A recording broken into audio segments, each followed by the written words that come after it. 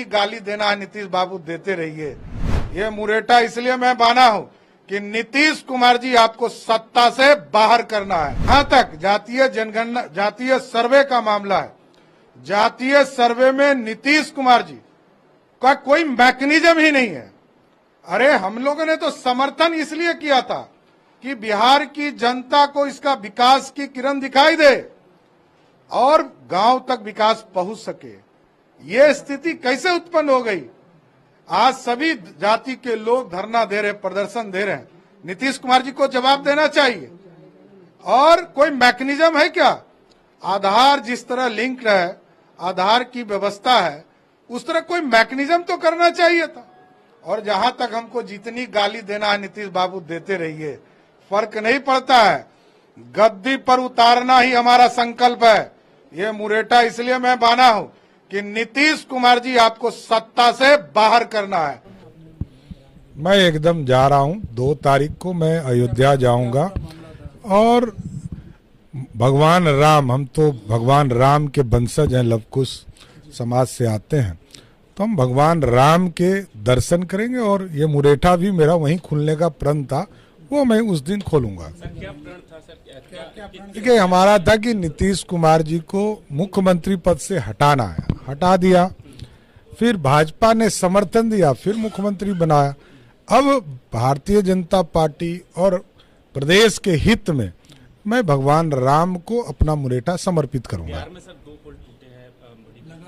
सब पे जांच चल रही है, किन लोगों ने काम किया है, कैसे लोगों ने गड़बड़ी की है, सब पे एफआईआर करके जेल डालने का काम किया। गणना जो हुई थी बिहार में नंबर 1, अब उसके बाद पूरे देश में, क्योंकि भारतीय जनता पार्टी की सरकार केंद्र में भी है, जातिगत गणना अन्य राज्यों में कब देखी जाएगी? देखिए, भारतीय जनता पार्टी ने सपोर्ट करके जातीय सर्वे वहां कराने का काम किया था और भारतीय जनता पार्टी इसका विरोधी नहीं है।